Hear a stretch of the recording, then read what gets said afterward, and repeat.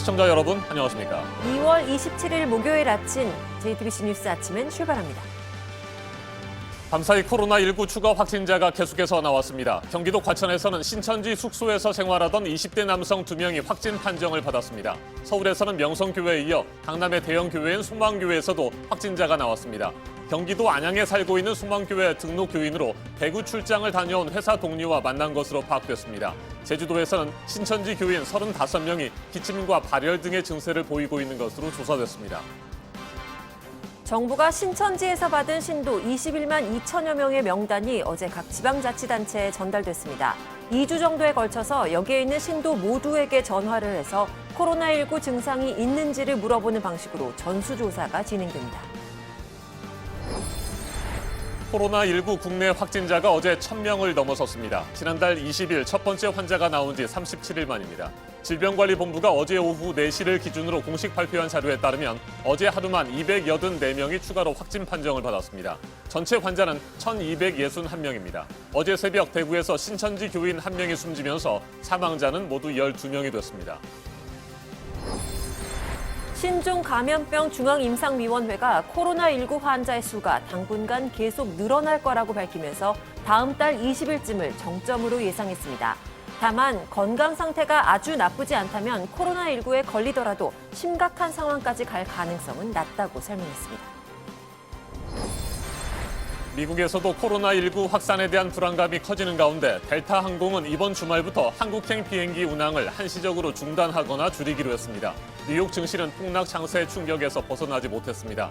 트럼프 대통령은 잠시 후 우리 시간으로 오전 8시 반쯤 백악관에서 코로나19 관련 기자회견을 할 예정입니다. 더불어민주당이 4.15 총선에 나갈 후보를 결정하는 1차 경선 결과를 발표했습니다. 이번에 발표한 지역 29곳 중에 6곳에서 원외 인사가 현역 의원을 제치는 이변이 일어났습니다. 특히 중진 의원 여러 명이 공천을 받지 못했습니다.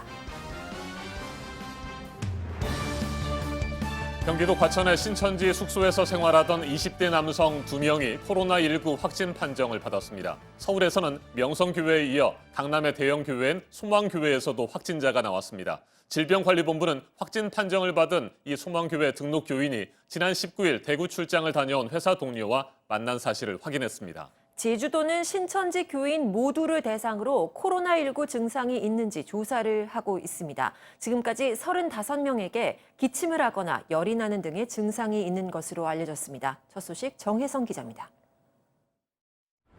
경기도 과천시가 20대 남성 2명이 코로나19 확진 판정을 받았다고 밝혔습니다.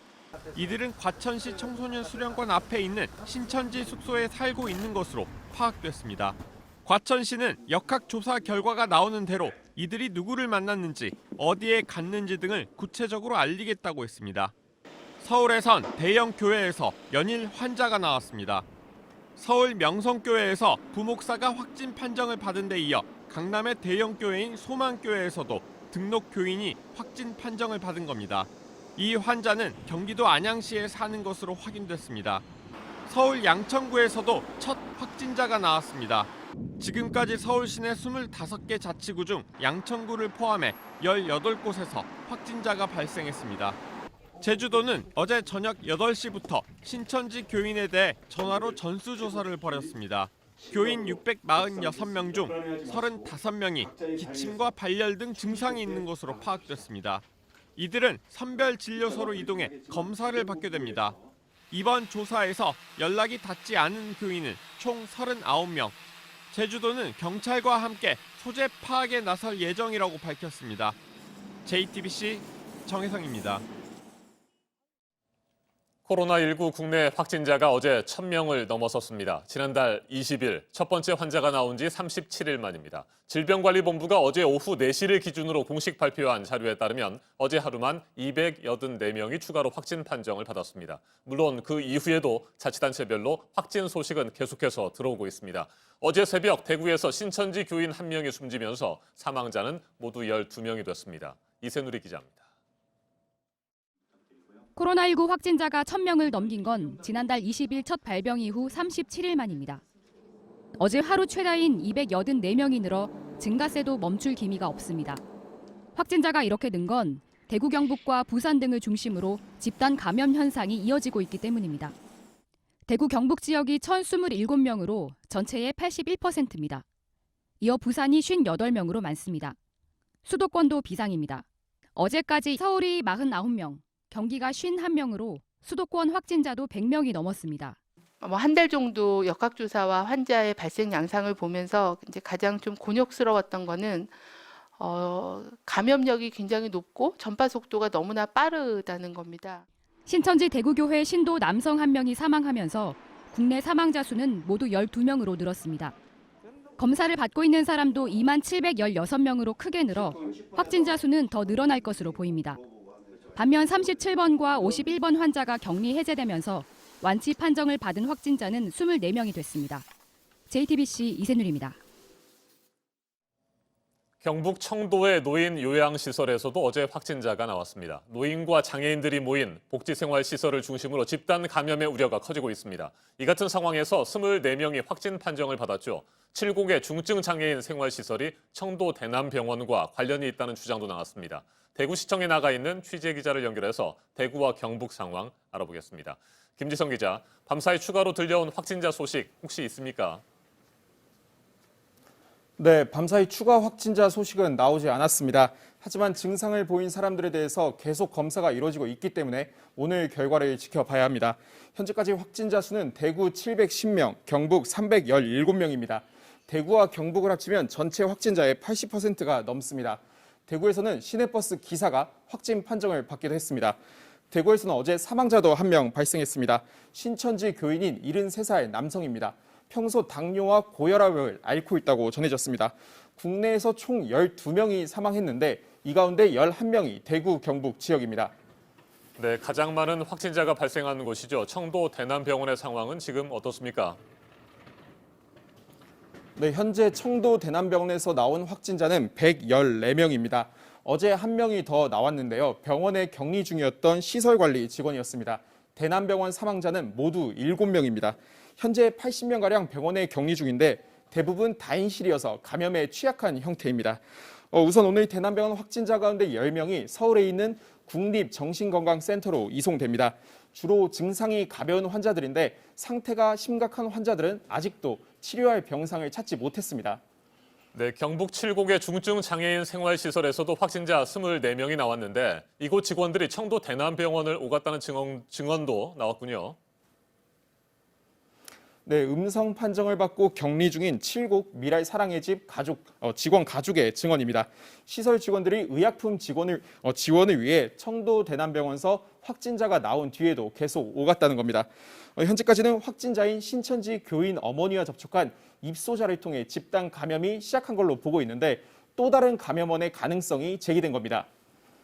네, 김지성 기자. 이 같은 복지시설에는 주로 면역력이 약한 노인과 장애인들이 모여있기 때문에 집단 감염의 우려가 더 크지 않겠습니까? 네, 어제 청도의 한 노인 요양시설에서도 확진자가 나왔습니다. 이곳에서 요양보호사로 일하고 있는 여성입니다. 이 여성은 지난 16일 31번 확진자가 다녀갔던 신천지 예배에 참석한 것으로 드러났습니다.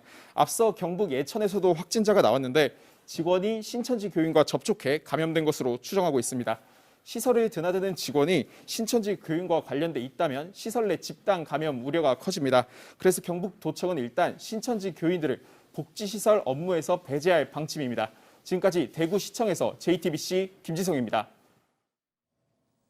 코로나19는 낙동강을 따라 아래쪽 부산과 울산, 경남 지역으로도 계속해서 번지고 있습니다. 자치단체 집계로는 오늘 처음으로 확진자가 100명을 넘어섰습니다. 시설 전체를 봉쇄하는 코호트 격리 병원도 늘고 있습니다. 부산 의료원을 연결합니다. 윤두열 기자, 우선 밤사이 상황부터 살펴보죠. 자치단체 집계에 따르면 부산과 울산, 경남 지역의 확진자가 100명을 넘어섰군요.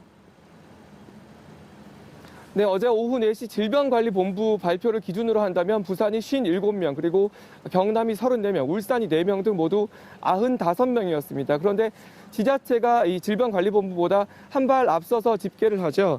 이 지자체 집계 기준에 따르면 경남이 39명으로 늘었고 울산도 5명으로 1명 늘었습니다.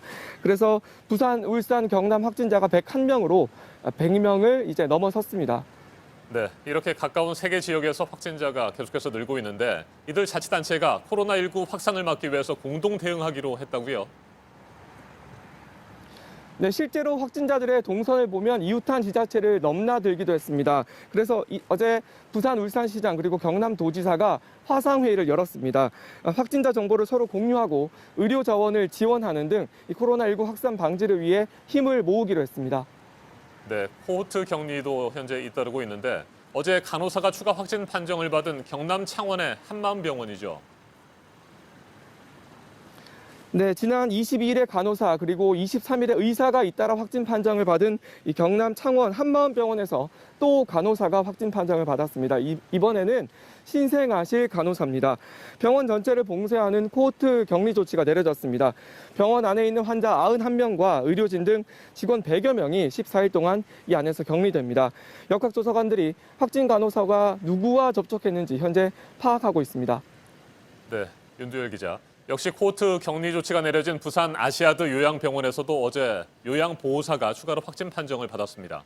해당 보호사가 그동안 돌봤던 환자들도 걱정인데 이들 환자의 검사 결과 나왔습니까?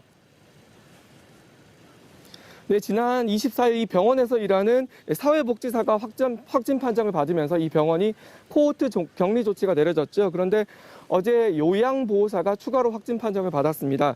이곳 부산의료원으로 와서 현재 치료를 받고 있습니다. 이 요양보호사는 중증 환자 26명이 있는 격리치료실에서 일을 해서 걱정이 컸었는데 다행히 이 26명 모두 검사해보니 음성 판정으로 나왔습니다.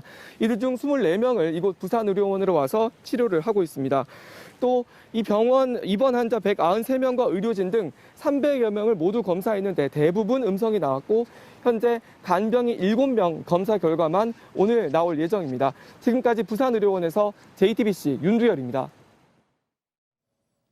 의료계 전문가들이 모인 중앙임상위원회는 당분간 코로나19 환자가 계속해서 늘어날 것으로 전망했습니다. 다음 달 20일쯤 이번 사태가 정점을 찍을 것으로 내다봤습니다. 평소에 건강 상태가 아주 나쁘지 않다면 감염이 되더라도 심각한 상황까지 갈 가능성은 적다고 설명했습니다. 윤재영 기자가 보도합니다.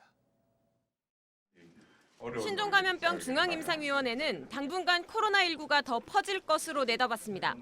중국의 사례를 보면 환자 수 증가세가 꺾이는 건 발병 이후 2달이 지난 시점이라는 겁니다.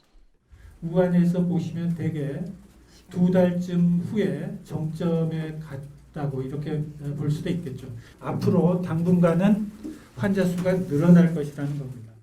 국내 첫 발병은 지난달 20일. 이 전망대로라면 다음 달 말까지는 환자가 늘 수 있습니다. 다만 중앙임상위는 건강 상태가 아주 나쁘지 않다면 감염되더라도 사망까지 가진 않는다고 설명했습니다. 중국 CDC에 따르면 중국 환자 5명 중 4명꼴로 가벼운 증상만 앓고 나았습니다. 심각한 상태가 된 환자는 20명 중 1명꼴이 안 됐는데 이 중에선 절반가량이 사망했습니다. 모든 사망자가 여기서 나왔습니다. 국내 상황도 비슷하다고 분석했습니다. 청도 대남병원에서 나온 사망자 7명은 폐쇄병동 생활을 오래 하면서 모두 폐질환을 앓고 있었다고 설명했습니다. 열악한 상황이 만든 특이 사례라는 겁니다. 때문에 병원은 심각한 환자를 치료하는 데 집중하고 증상이 가벼운 환자들은 집에서 치료하는 시스템이 필요하다고 밝혔습니다. 증세가 가벼운 환자들은 집에서 지내신다면 지금 현재 2만 명까지는 지금도 감당 가능하다는 얘기. JTBC 윤재영입니다. 이틀 전 문재인 대통령은 코로나19 방역의 최전선인 대구시청을 방문했죠. 그런데 시청 직원 한 명이 뒤늦게 확진 판정을 받으면서 청와대 비상이 걸렸습니다. 대통령과 청와대 직원까지 자가 격리를 해야 하는 것 아니냐, 이 같은 우려가 한때 제기됐습니다. 심수미 기자가 전합니다. 청와대는 어제 새벽 일부 직원들에게 급히 연락을 돌렸습니다. 그제 문재인 대통령과 대구에 함께 다녀온 이들에게 일주일간 자가격리를 권고하기 위해서입니다. 문 대통령 방문 때 이승호 대구 부시장이 배석을 했는데 부시장실 직원 한 명이 뒤늦게 코로나19 확진자로 판정을 받았기 때문입니다. 이 부시장이 밀접 접촉자로 분류된 만큼 문 대통령과 동행한 청와대 직원들의 감염 가능성도 배제할 수 없었던 상황. 하지만 어제 아침 이 부시장이 음성 판정을 받으면서 문 대통령과 직원들에 대한 청와대의 조치도 8시간여 만에 해제됐습니다. 청와대는 질병관리본부의 기준보다 훨씬 엄격한 잣대로 선제적 조치를 취했던 것이라고 설명했습니다. 한번 소동을 거친 청와대는 앞으로 방역 대책을 보다 엄격하게 세울 걸로 보입니다. 당장 청와대에서 오늘 열릴 예정인 국토교통부와 해양수산부의 업무보고엔 참석자를 최소화하기로 했습니다. 이런 가운데 문재인 대통령이 제안한 여야 대표들과의 회동이 성사된 것으로 알려졌습니다. 문 대통령은 28일 국회에서 더불어민주당과 미래통합당, 민생당, 그리고 정의당 대표와 함께 코로나19에 대한 초당적 협력 방안을 논의합니다. JTBC 심수희입니다. 미국에서도 코로나19의 지역사회 전파에 대비하라는 경고가 나왔습니다. 의료 당국은 이제 사태가 일어날 것인지 아닌지의 문제가 아니라며 언제 일어날 것이냐의 문제라고 강조했습니다. 확진 판정을 받은 대한항공 승무원이 확진 직전에 로스앤젤레스에 머문 것으로 알려지면서 주민들도 긴장하고 있습니다. 부소연 특파원이 소식 전해왔습니다. 현지 시간 25일 미국 질병통제예방센터가 코로나19에 적극 대비하라는 경고를 내놨습니다. Current global circumstances suggest it's likely that this virus will cause a pandemic. 미국에서 코로나19의 지역사회 전파를 보게 될 것이라고도 했습니다. 기업과 학교, 병원들이 준비를 시작해야 할 때라는 점을 특히 강조했습니다. 미국 언론들은 코로나19가 확산할 경우 학교가 문을 닫고 사람들이 많이 모이는 행사가 취소돼 일상생활에 영향을 줄 수 있다고 보도했습니다.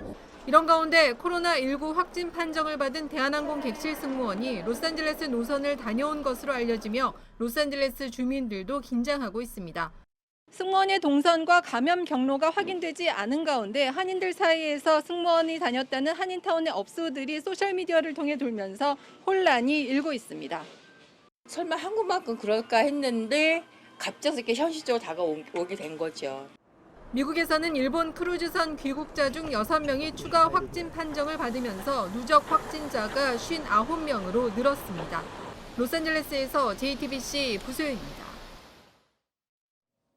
미국에서도 코로나19 확산에 대한 불안감이 이처럼 커지고 있는 가운데 델타 항공은 이번 주말부터 한국행 비행기 운항을 한시적으로 중단하거나 줄이기로 했습니다.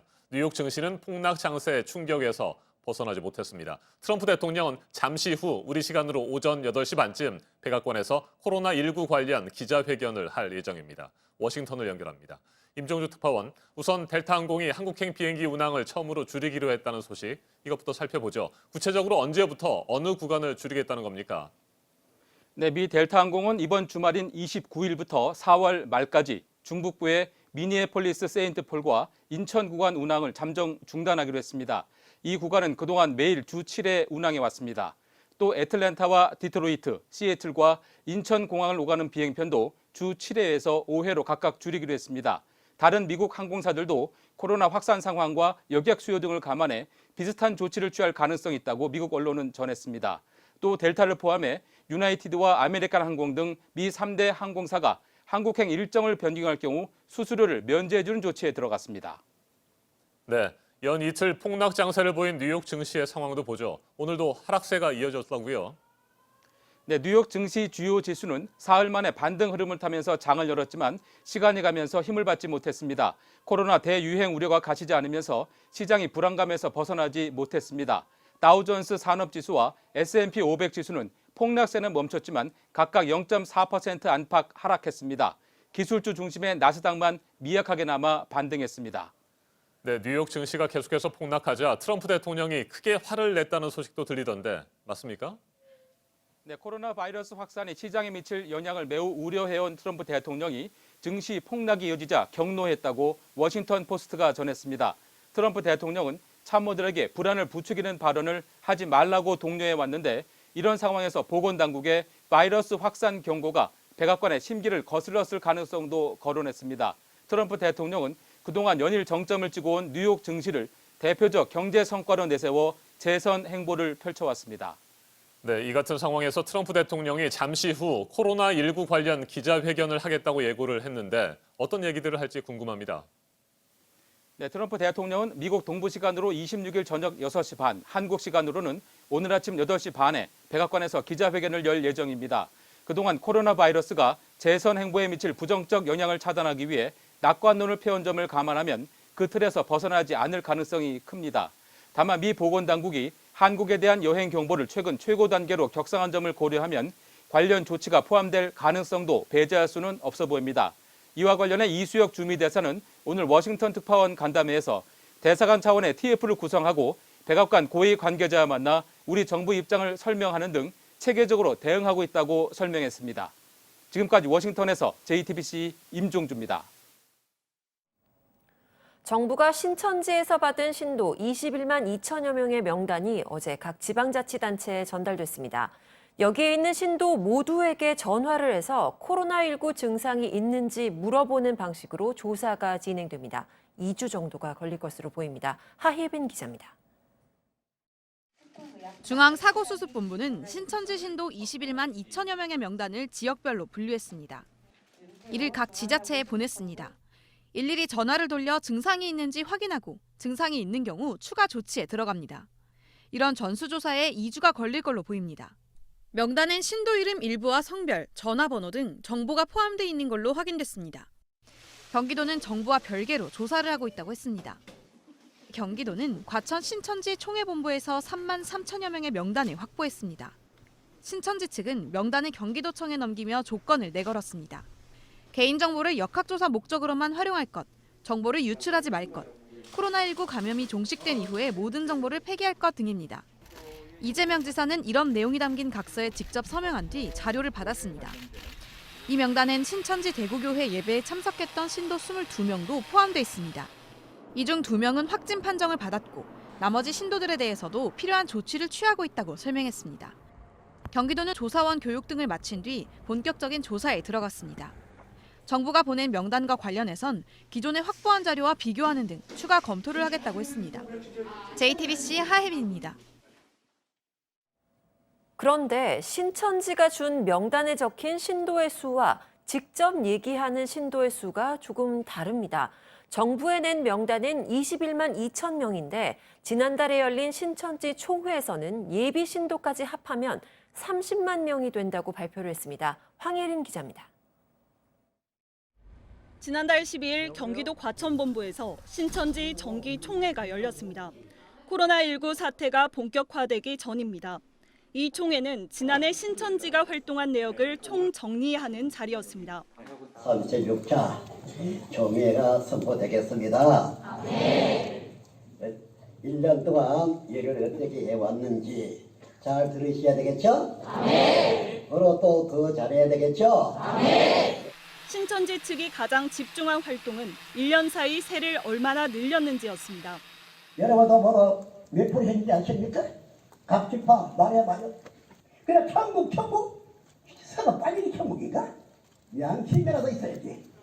총회에서 발표한 신도수는 최근 정부가 입수한 21만 2천여 명과 달랐습니다. 12시파 성도 현황입니다. 신청이 35년 12월 20만 2,899명에서 신청기 36년 12월 23만 9,353명으로 36,454명 증가하여 18% 성장하였습니다. 여기에 교육생까지 포함하면 약 30만 명이라는 발언도 나왔습니다.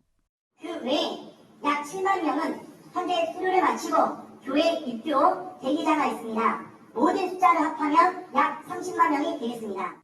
신천지 측은 정부에 제공한 명단 외에 3만 3천여 명의 해외 거주자가 있다며 이 명단 역시 제출할 예정이라고 주장했습니다.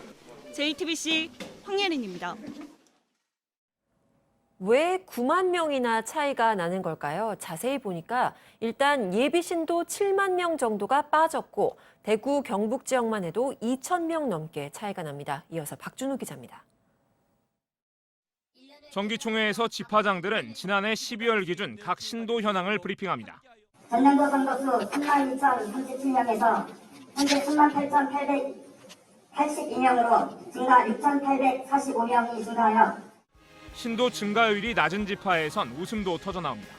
전년도 선거수 34,865명, 현재 39,982명, 증가 5,117명, 증가율 너무 적습니다. 14.7%입니다. 각 지파별 신도수를 모두 더하면 전국 23만 9천여 명. 신천지 측이 정부에 제출한 신도 명단은 21만 2천여 명으로 약 2만 7천 명이 차이 납니다. 코로나19 감염자 수가 가장 많은 대구 경북 지역만 살펴봐도 신천지가 총회에서 발표한 신도수와 정부가 확보한 신도수의 차이는 2,100여 명입니다. 여기에 교회 입교 예정인 교육생 약 7만 명을 합하면 차이는 약 9만 7천 명 정도로 벌어집니다.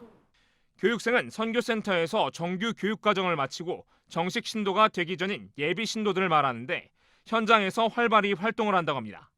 예비로 이제 복음방을 한다든지 뭐 이런 식으로 해갖고 사람을 잡잖아요. 그런 걸 일일 보고가 다 돼 있어요. 그러니까 그걸 풀어야 되는 거예요. 신천지 측은 교육생은 아직 정식 신도가 아니지만 요청 시 명단을 제공하겠다고 해명했습니다. JTBC 박준우입니다. 코로나19에 감염된 대구 지역 의료진의 수가 22명이 됐습니다. 격리된 의료진도 200명이 넘습니다. 병상은 있는데 의사가 없다는 말까지 나오는 초반과는 반대 상황이 됐습니다. 이자연 기자입니다. 대구 지역 코로나19 확진자가 급격하게 늘면서 가장 시급했던 건 병상 부족이었습니다. 확진 판정을 받고도 입원도 못하는 환자까지 나왔습니다. 하지만 당국의 대처로 급한 불은 껐습니다. 감염병 전담병원으로 지정된 계명대 대구동산병원과 대구의료원에서 464개를 확보하면서입니다. 문제는 이들을 관리할 의료진이 격리되고 있다는 겁니다. 대구 지역 의료진 확진자는 최소 22명, 이번 주에만 15명이 늘었습니다. 확진자와 접촉해 자가격리된 의료진까지 더하면 200명 넘게 손발이 묶였습니다. 대구시 의사회는 의료인에 한해서라도 격리 기준을 완화해달라고 합니다. 밀접 접촉자들을 격리하면서 검사를 해보고 괜찮으면 빨리 현업에 복귀시키는 조금 현실을 감안한 그런 조치가 이루어졌으면.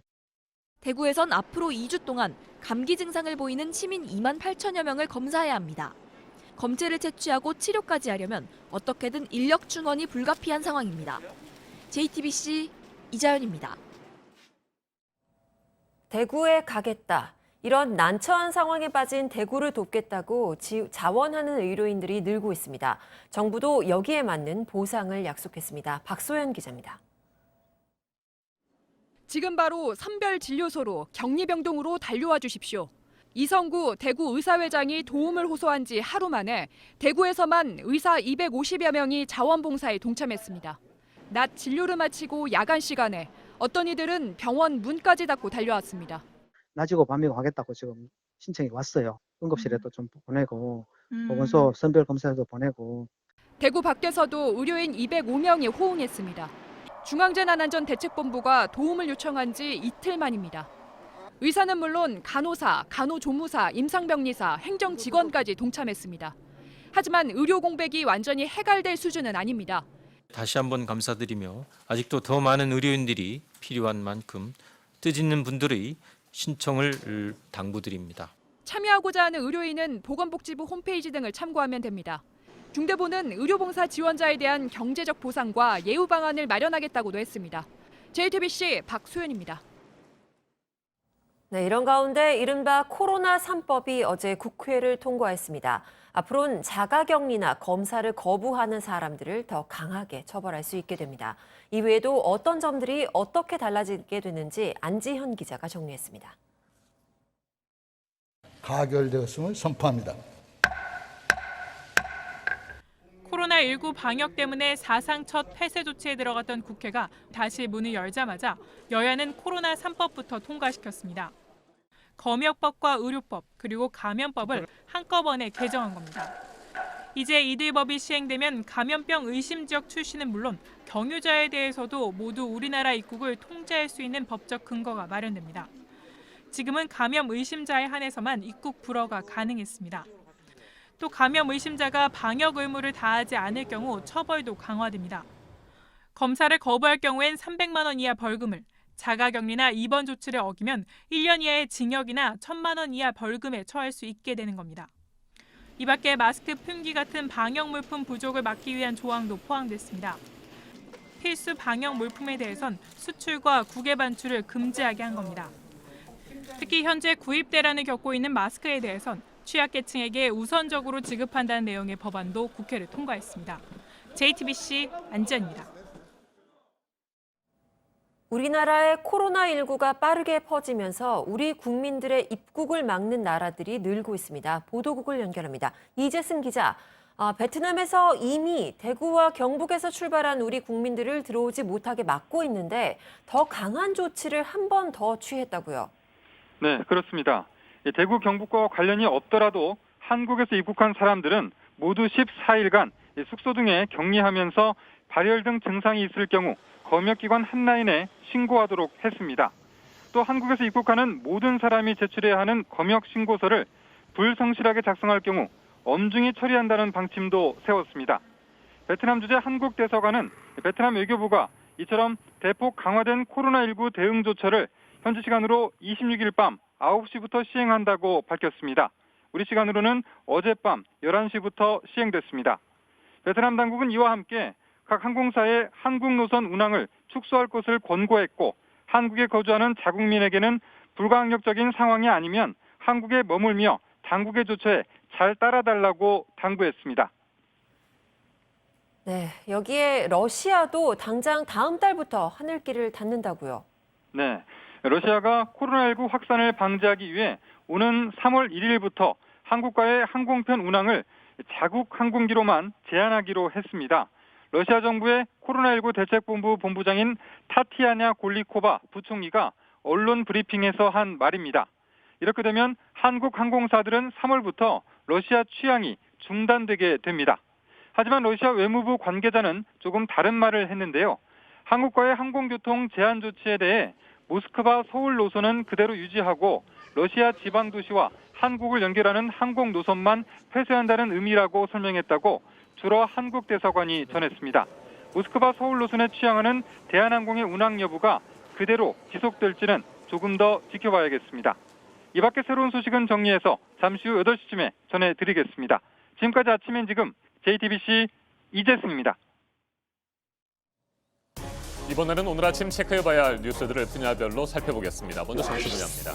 영국 런던을 방문 중인 강경화 외교부 장관이 왕이 중국 외교부장과 전화통화를 했습니다. 최근 중국 지방정부들이 한국인 입국자에 대한 격리 조치 등 과도한 통제를 하고 있다며 중국 중앙정부 차원에서 과도한 조치가 이루어지지 않도록 관심을 가져달라고 당부했습니다. 미래통합당 공천관리위원회가 서울 지역 3곳을 청년 공천지역으로 정하고 출마할 후보를 확정했습니다. 노원구 병해 이준석 최고위원을, 광진구 갑에 김병민 경희대 객원교수를, 도봉구 갑에 김재섭 가치오름 창당준비위원장을 공천했습니다. 군대 내부의 코로나19 확진자가 모두 20명으로 늘었습니다. 추가 확진자 2명은 대구에서 근무하는 공군 간부로 외부에서 가족 등과 접촉한 뒤 감염된 것으로 추정됩니다. 격리된 장병도 9,570여 명으로 증가했습니다. 이어서 경제 분야입니다. 코로나19의 예방과 지금까지의 피해를 복구하기 위해서 대기업들이 기부에 나서고 있습니다.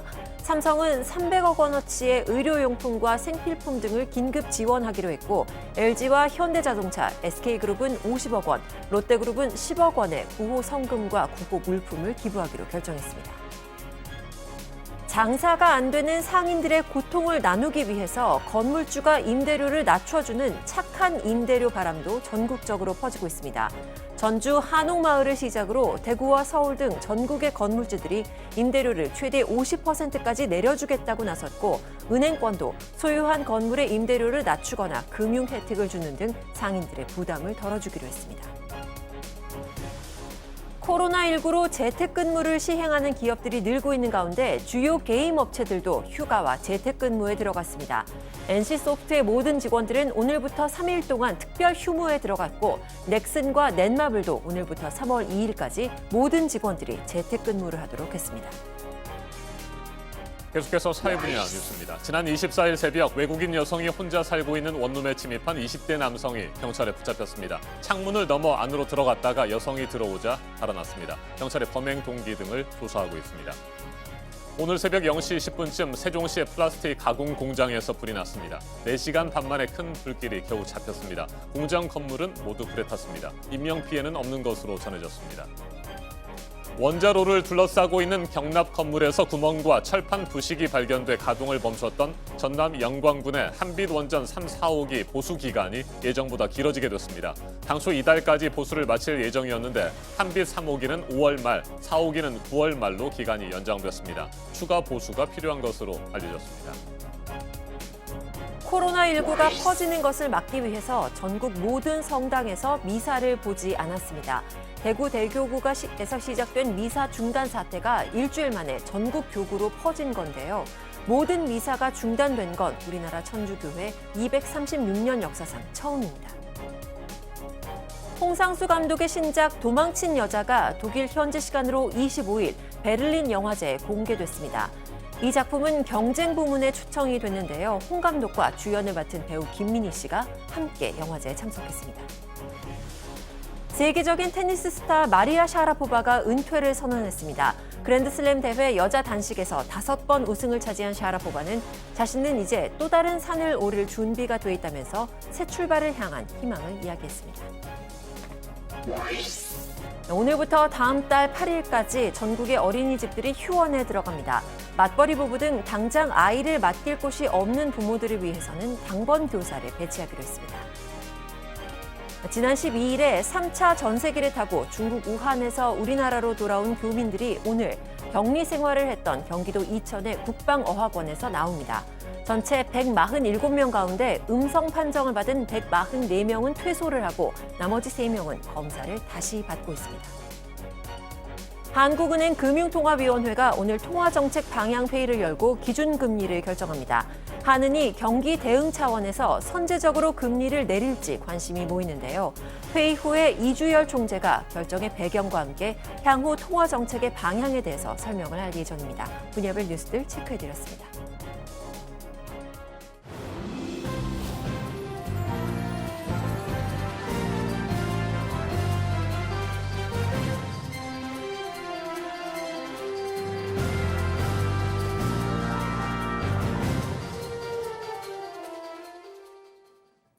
더불어민주당이 4.15 총선 후보를 결정하는 1차 경선 결과를 발표했습니다.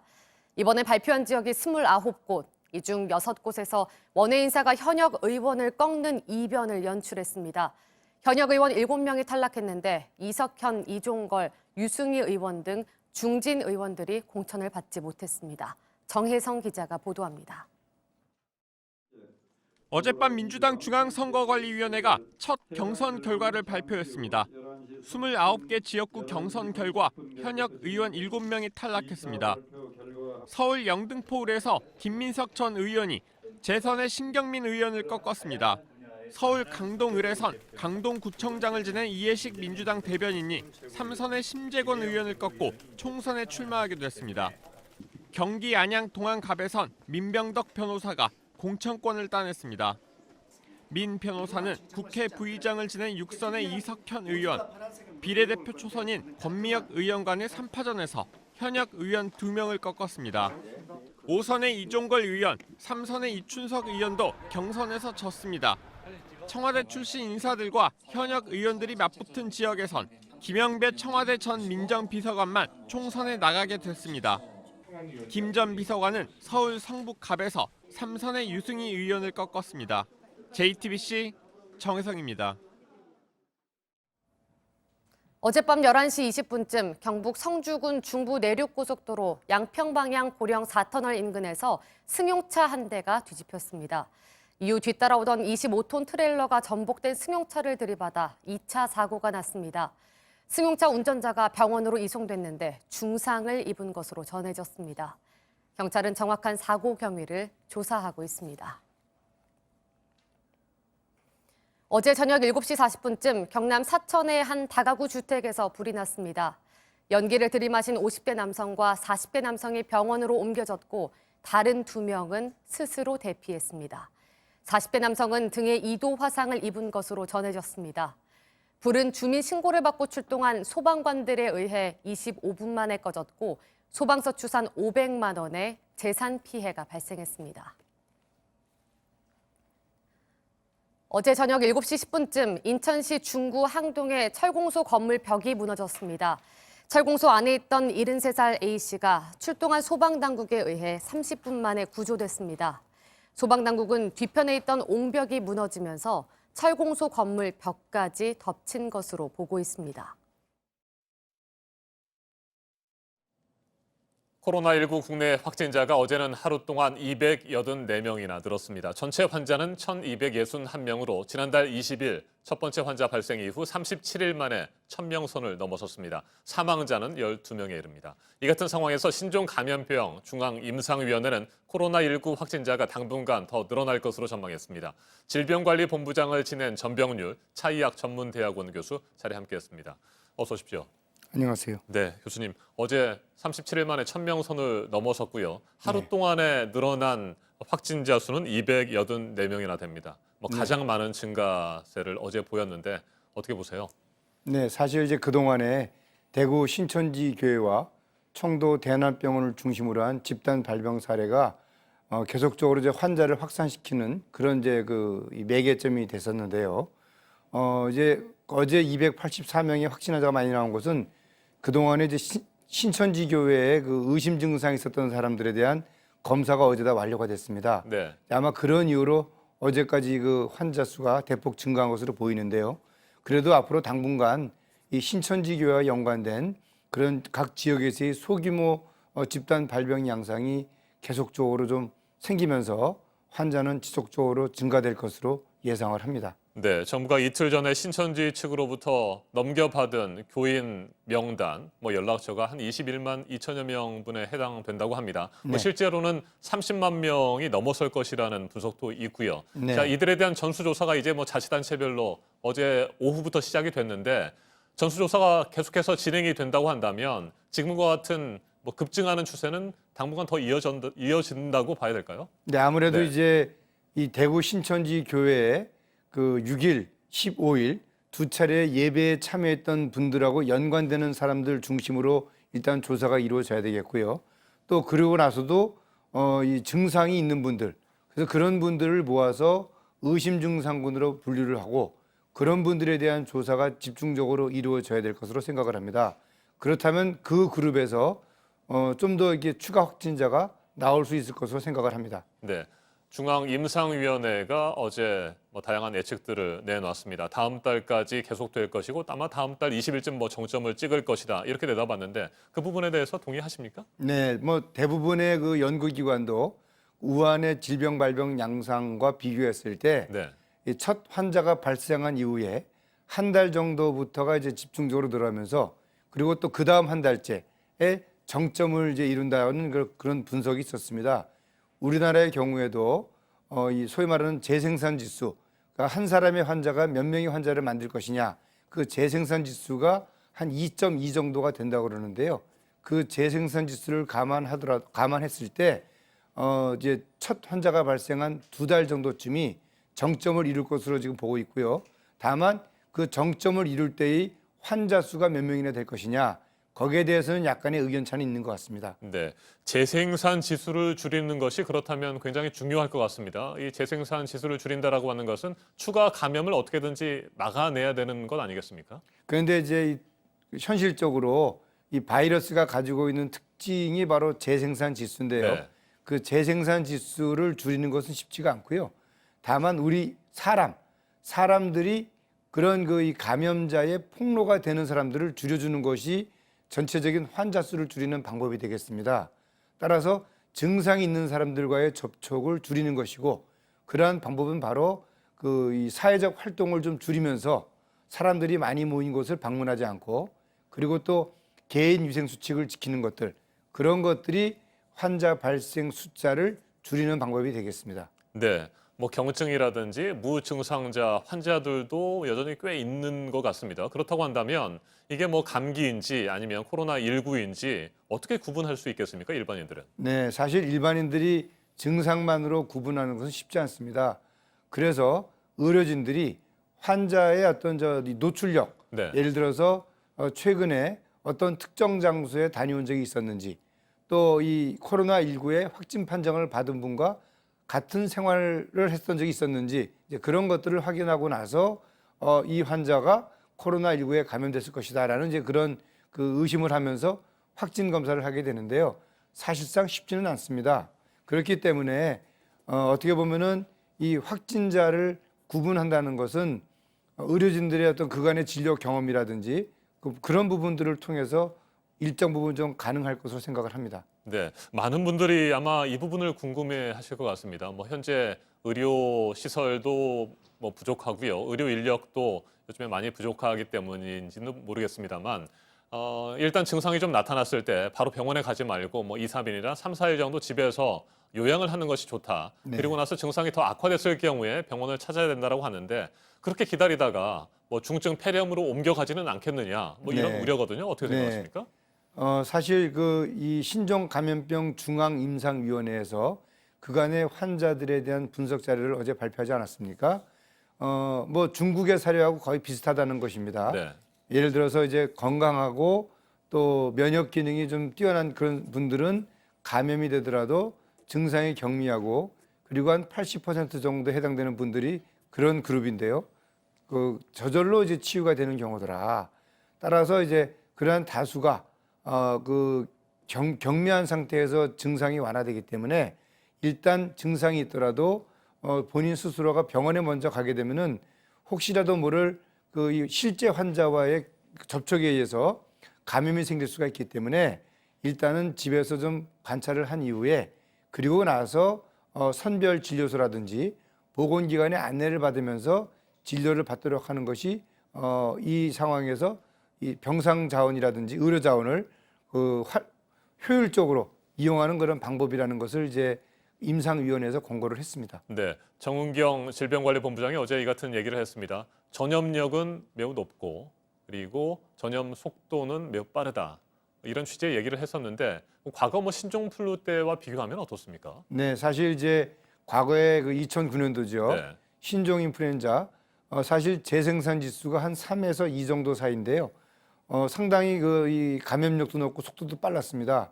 그런데 이번에 코로나19를 경험을 해보면서 느낀 것은 그 당시에 이 환자들을 초기 단계에서 감염시키는 것보다 더 빠른 속도로 감염을 시키고요. 특히 또 이 밀폐된 공간에서의 그런 환자 생산하는 그런 속도가 신종플루 때보다도 비교할 수 없을 정도로 빠르다는 것을 알 수가 있었습니다.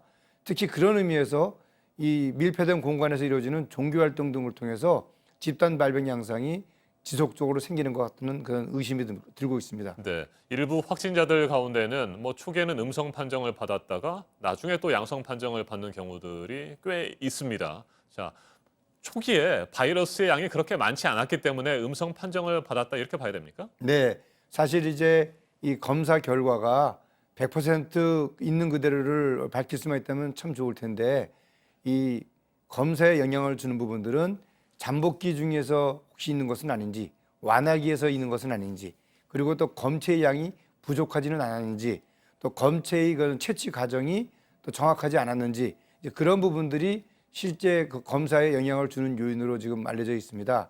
아마 이제 그런 부분들 때문에 실제 양성인데도 음성이 나올 수도 있고요. 그래서 이제 의사 선생님들이 환자의 증상을 감안해서 음성이 나오더라도 증상이 볼 때 양성 같은 그런 의심이 들 때 반복적으로 검사를 실시하는 이유가 바로 거기에 있습니다. 네, 가능하면 확산세가 멈추고 빨리 진정이 됐으면 좋겠습니다만 아쉬운 대로 중앙임상위원회가 어제 밝힌 것처럼 다음 달 20일쯤 정점을 찍고 이제 완벽하게 꺾여서 변곡점이 마련됐으면 좋겠다는 또 기대를 갖게 됩니다. 결국에는 장기전으로 접어든 상황인데 이 장기전에 대비하기 위해서 어떤 노력들이 더 필요하다고 보십니까? 끝으로 말씀을 좀 해주십시오. 모든 것이 이제 그 자원의 절대적인 그 필요성입니다. 이 자원이라는 것은 현재 그 진단을 할 수 있는 그런 진단 시약이라든지 또 환자들이 입원 진료를 받을 수 있는 병상 그리고 또 이런 환자들을 바로바로 진료할 수 있는 의료진입니다. 현재 의료진들이 상당히 필요도가 지금 누적이 되어 있습니다. 또 감염으로 인해서 진료 현장에서 격리가 되고 있습니다. 따라서 이런 의료진들이 이런 자발적인 그런 지원이라든지 협조에 의해서 좀 더 신속하게 충원이 돼서 현장에서 신속하게 진료가 이루어졌으면 하는 그런 바람이 있습니다. 알겠습니다. 오늘은 여기까지 듣겠습니다. 전병률 차의학 전문대학원 교수였습니다. 말씀 잘 들었습니다.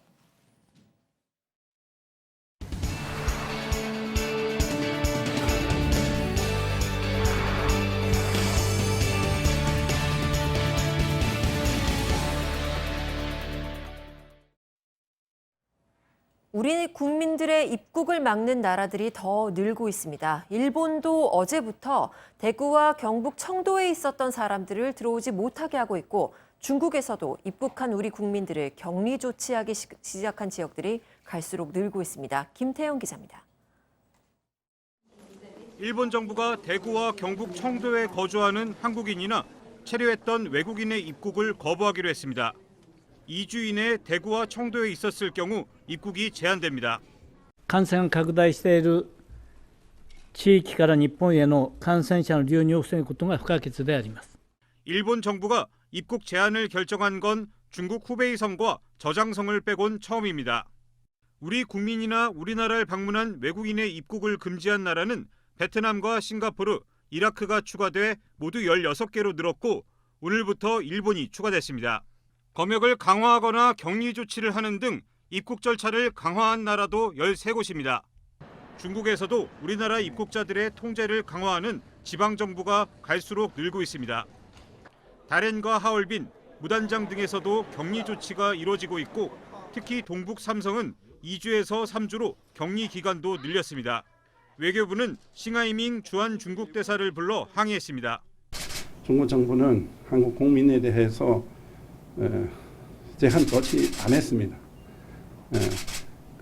일부 지방 정부에서는 하는 조치는 한국 국민들에 상대해서 하는 것이 아닙니다. 중국 국민도 많습니다. 프랑스 역시 한국 여행을 자제하도록 자국민에게 권고하는 등 우리나라에 대한 여행 경보 등급을 올리는 국가도 연일 늘고 있습니다. JTBC 김태영입니다.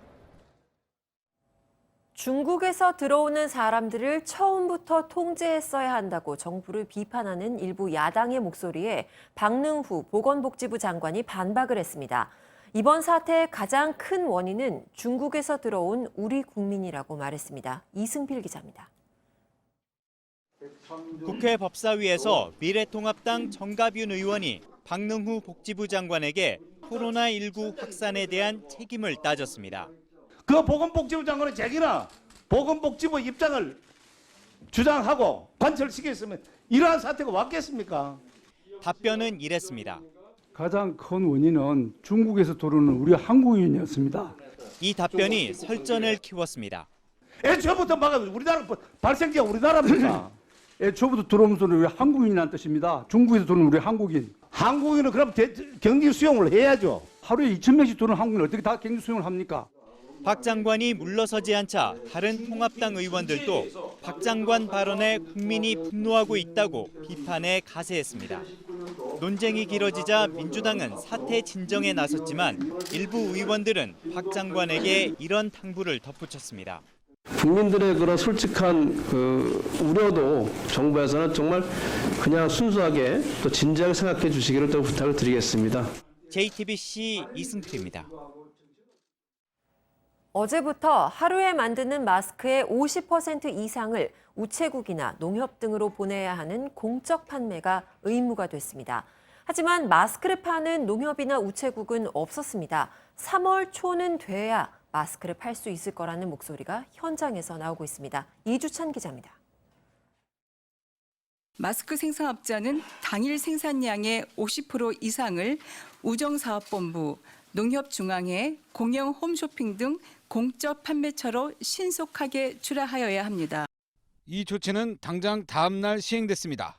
하지만 소비자들은 마스크를 구할 수 없었습니다. 국가에서 공공기관처에 마스크를 대량 푼다라고 해서 오전에는 농협의 하나로마트에 갔었는데 거기서도 아직 언제 입고가 될지도 불명확하고 홈페이지 연결이 불안할 정도로 접속이 폭주했지만 판매 일정도 안 나왔습니다. 물건이 공급이 된 상태에서 발표된 게 아니고 생산업체 계약을 해가지고 공급을 받아야 된대요. 우체국도 사정은 비슷합니다. 3월은 돼야 한다는 겁니다. 복주량을 확보하는데 조금 시간이 걸려서 아마 다음 주 초에 지금 아마 판매가 될 것 같아요. 공용 홈쇼핑도 마스크를 구하지 못해 방송 편성도 못한 상황입니다. 식약처에선 판매 상황을 직접 관리할 순 없다는 입장입니다. 국가에서 이거 수매해가지고 나가는 게 아니고요. 매일 체크를 하면서 이쪽에 너무 많이 쏠린다, 이쪽으로 가라 이렇게 이야기하는 거죠. 정부는 공적 판매처에 전국 약 2만 4천 개 약국을 추가했습니다. JTBC 이주찬입니다. 오늘의 핵심 뉴스들을 정리해드리는 아침엔 주요 뉴스입니다. 밤사이 코로나19 추가 확진자가 계속해서 나왔습니다. 경기도 과천에서는 신천지 숙소에서 생활하던 20대 남성 2명이 확진 판정을 받았습니다. 서울에서는 명성교회에 이어 강남의 대형 교회인 소망교회에서도 확진자가 나왔습니다. 경기도 안양에 살고 있는 소망교회 등록 교인으로 대구 출장을 다녀온 회사 동료와 만난 것으로 파악됐습니다. 제주도에서는 신천지 교인 35명이 기침과 발열 등의 증세를 보이고 있는 것으로 조사됐습니다. 정부가 신천지에서 받은 신도 21만 2천여 명의 명단이 어제 각 지방자치단체에 전달됐습니다. 2주 정도에 걸쳐서 여기에 있는 신도 모두에게 전화를 해서 코로나19 증상이 있는지를 물어보는 방식으로 전수조사가 진행됩니다. 코로나19 국내 확진자가 어제 1,000명을 넘어섰습니다. 지난달 20일 첫 번째 환자가 나온 지 37일 만입니다. 질병관리본부가 어제 오후 4시를 기준으로 공식 발표한 자료에 따르면 어제 하루만 284명이 추가로 확진 판정을 받았습니다. 전체 환자는 1,261명입니다. 어제 새벽 대구에서 신천지 교인 1명이 숨지면서 사망자는 모두 12명이 됐습니다. 신종감염병 중앙임상위원회가 코로나19 환자의 수가 당분간 계속 늘어날 거라고 밝히면서 다음 달 20일쯤을 정점으로 예상했습니다. 다만 건강 상태가 아주 나쁘지 않다면 코로나19에 걸리더라도 심각한 상황까지 갈 가능성은 낮다고 설명했습니다. 미국에서도 코로나19 확산에 대한 불안감이 커지는 가운데 델타 항공은 이번 주말부터 한국행 비행기 운항을 한시적으로 중단하거나 줄이기로 했습니다. 뉴욕 증시는 폭락 장세의 충격에서 벗어나지 못했습니다. 트럼프 대통령은 잠시 후 우리 시간으로 오전 8시 반쯤 백악관에서 코로나19 관련 기자회견을 할 예정입니다. 더불어민주당이 4.15 총선에 나갈 후보를 결정하는 1차 경선 결과를 발표했습니다. 이번에 발표한 지역 29곳 중에 6곳에서 원외 인사가 현역 의원을 제치는 이변이 일어났습니다. 특히 중진 의원 여러 명이 공천을 받지 못했습니다. 지금까지 아침엔 주요 뉴스 정리해드렸습니다.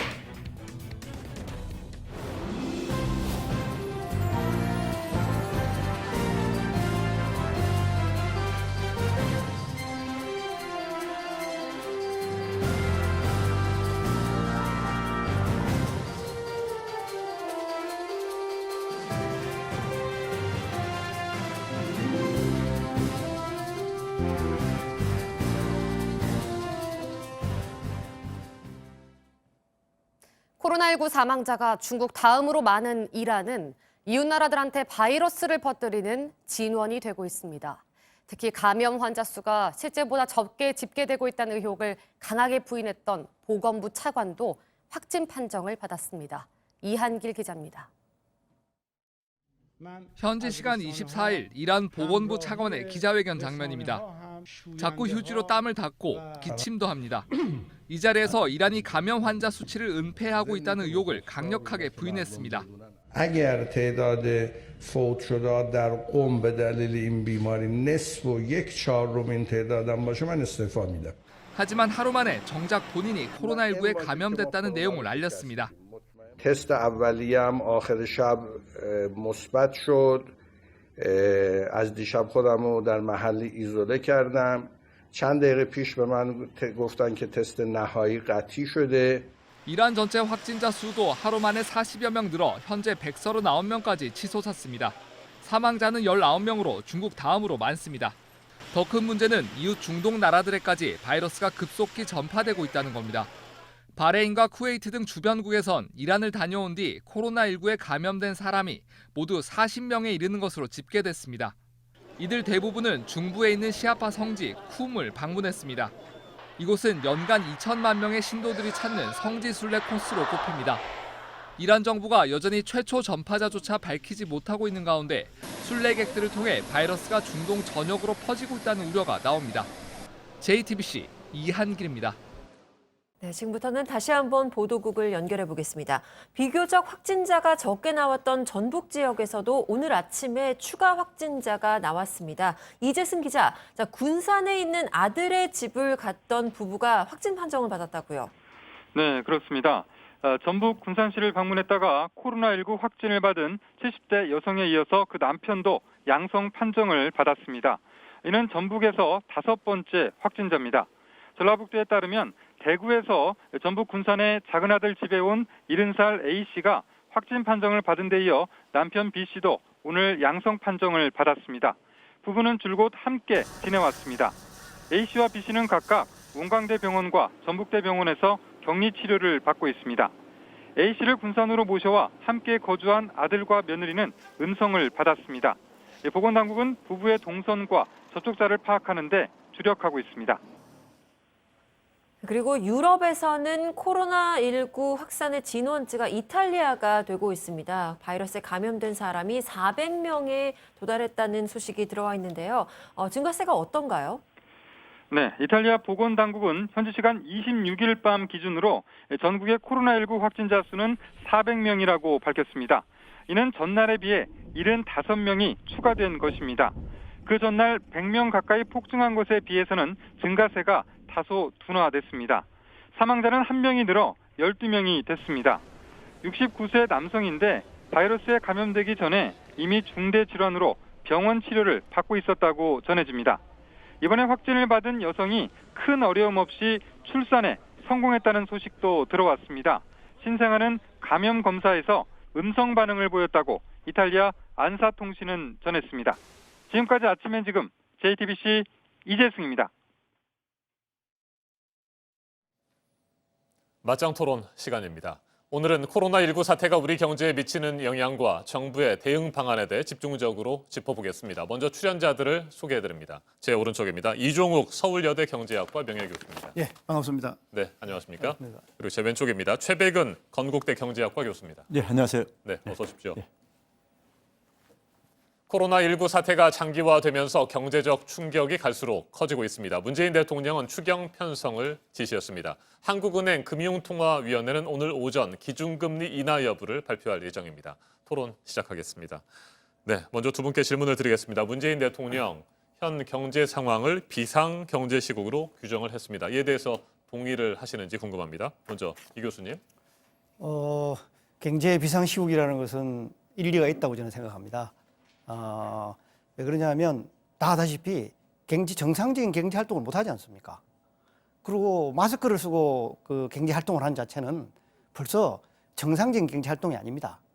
그렇기 때문에 사실은 대통령께서 말하는 비상시국이라고 비상경제라고 하는 말을 처음 쓰셨거든요. 네. 이번 사태에서. 이건 어떻게 생각하면 정말 정부의 어떤 실수를 만회할 수 있는 기회다. 제가 왜 이런 이야기 하냐면 2차 세계대전 끝나고 나서 윈스턴 처칠이 정말 지금 이제 우리 정부가 하면 안 된다고 하는 이야기를 했어요.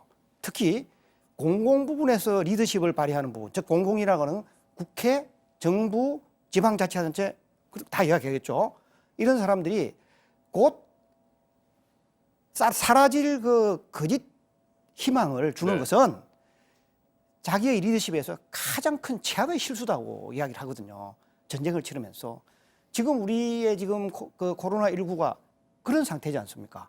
그럴수록 정부가 조만간 이게 거짓으로 판명될 희망은 절대 주면 안 되는 거예요. 그러면 자꾸 사람들이 정부를 신뢰하지 않게 돼요. 그런 면에서는 비상시국을 선언하고 지금부터 좀 더 체계적으로 접근하는 것이 저는 맞다고 생각합니다. 네, 최 교수님께서도 비상경제시국이라고 하는 문재인 대통령의 평가 동의하십니까? 저는 정확하게 진단하셨다고 봐요. 초창기에 이제 관료들이 굉장히 이제 관성적인 대책들을 되게 이제 제시를 했는데 코로나 바이러스 19의 이 특성이요. 우리가 잘 알다시피 전염력과 전파력이 굉장히 빠른 이 질병, 바이러스고요. 반면에 치사율은 굉장히 낮단 말이에요. 그 얘기는 결국 뭐냐면 초창기에 이제 그러니까 많은 전문가들이 치사율에다가 초점을 맞췄었어요. 네. 그래서 이게 조기에 이제 그러니까는 혹시 이게 진정이 되지 않을까 이렇게 했는데 전파력 부분이 그러니까 굉장히 이제 초점인 부분인 거죠. 그러니까 전파력이 굉장히 빠르면서 많은 사람들, 많은 지역으로 이제 이게 확산이 되면서 이제 그러니까는 이 경제활동 이축에 그러니까 전방위적으로 이제 확산되고 있기 때문에 여기에 대한 이제 그러니까 이제 국민들의 어떤 불안 심리 이런 것들도 이제 수반될 수밖에 없고요. 그런 상황 속에서 이것은 제가 볼 때 좀 비유하자면 준전시 체제로 저는 인식을 할 수밖에 없는 것이고요.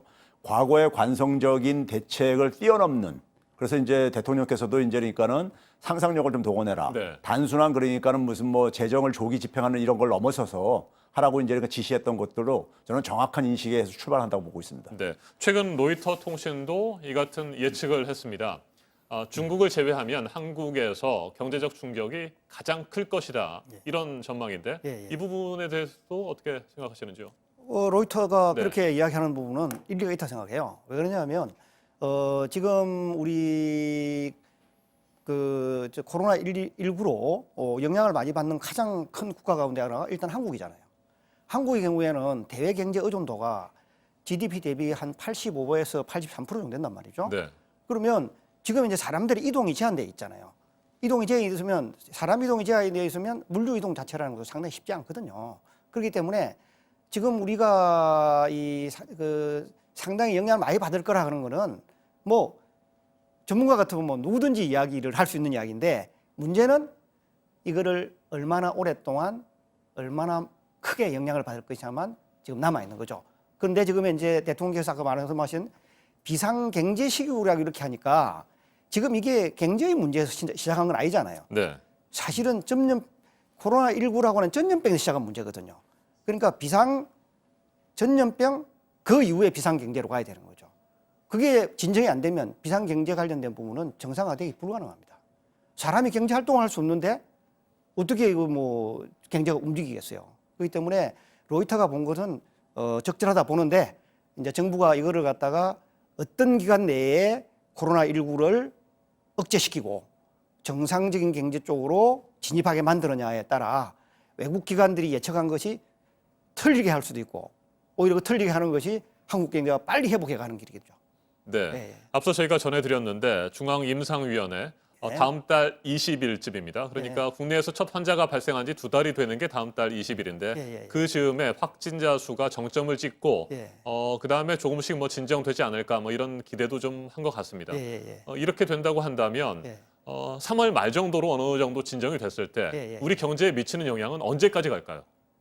보통 우리가 지금 이제 20일 정도를 의학 전문가들이 정점으로 생각하더라고요. 네. 근데 지금 이제 한 번 걸린 사람이 회복하는 데까지 기간이 한 14일에서 20일 또 걸리잖아요.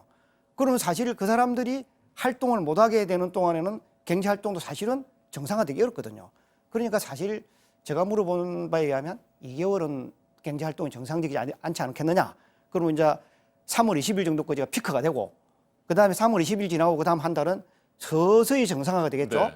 그러니까 이제 2월 달에서 3월 20일까지는 충격이 클 것이고 그다음부터는 그 충격이 한 반 이하로 줄어들 거예요. 그렇기 때문에 정부가 어떻게 이 기간을 코로나19의 충격의 기간 자체에 이 감염 전파 아까 우리 최백현 선생님 속도가 높은 이 시국을 빠른 시간에 단축시키는 게 중요한 거죠. 이게 되려고 그러면 지금 정부가 비상경제 시국이라고 하는 것 이상으로 저는 코로나19 비상 TF를 가동해야 된다고 생각합니다. 알겠습니다. 그렇게 하다 보니까 윈스턴 처칠이 말했듯이 정부가 신뢰를 잇는 말을 많이 하는 거예요. 우리 대통령께서 그러고 국회에서 그러고 지방자치단체 그러고 있잖아요. 그러니까 이거를 전문가들의 의견으로 말하게 국민들이 믿게 하는 것이 저는 중요하다고 생각합니다. 알겠습니다. 3월 말까지 진정이 된다고 하더라도 우리 경제에 미치는 영향, 충격은 뭐 최소 2달 정도까지는 이어질 것이다. 이렇게 보시는 거고요. 최 교수님은 이 부분에 대해서 어떻게 생각하세요?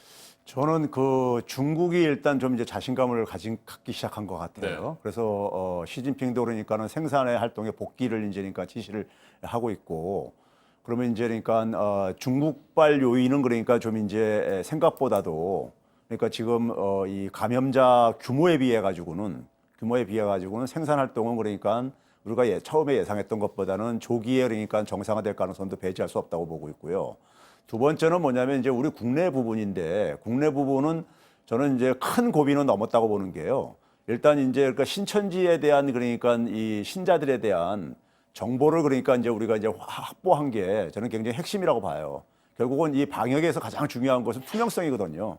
투명성인데 그 투명성을 좀 이제 우리가 제고시킬 수 있는 하나의 그걸 방해했었던 하나의 요인을 어쨌든 간에 지금 우리가 해결을 하고 있다는 점에서 그러면 이제 그 다음에는 결국 뭐냐면 지금 현재 진행되고 있는 어쨌든 간에 경제 심리의 위축들, 그다음에 경제 활동의 위축들 이 부분에 대한 보강 대책이 얼마나 신속하게 이루어지냐에 따라서 내수 같은 경우도 충격이 그러니까는 저는 처음에 굉장히 오래될 걸 네. 생각했는데 의외로 그러니까는 이것이 좀 이제 단축될 가능성도 저는 배제할 수 없다고 생각하고 있습니다. 네, 홍남기 경제부총리는 2015년 메르스 사태 때보다 네. 우리 경제에 미치는 충격이 더 크다 이렇게 얘기를 했는데 이건 뭐 메르스 때는 중동이 근원지 아니었겠습니까? 네. 그런데 이번 코로나19 사태는 바로 가까운 중국이기 때문에 뭐 더 경제적 충격이 큰 것이다 이렇게 분석할 수도 있는 겁니까? 저는 뭐 그것도 없잖아 있겠지만은 중요한 것은 제가 모두에 말씀드렸듯이 이 전파력입니다.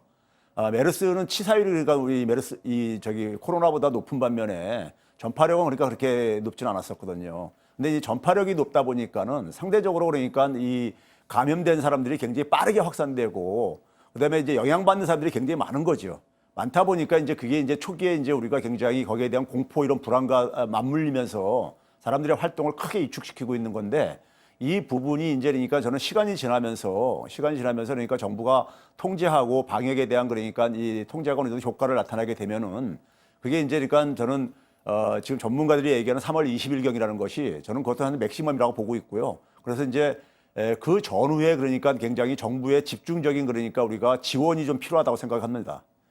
경제적인 하나의 지원이 좀 이제 그러니까 뒤따르게 된다면은 상당히 그러니까 우리가 생각하는 것처럼 그렇게 크게 저는 영향을 미칠 것 같지는 않습니다. 네, 자 문재인 대통령 추경 편성을 지시했습니다. 외환 위기 그리고 금융 위기 때를 제외하고는 1분기 추경 예산 편성은 굉장히 이례적이잖아요. 이 부분에 대해서 어떻게 생각하시는지 두 분의 의견 듣겠습니다. 이종욱 교수님.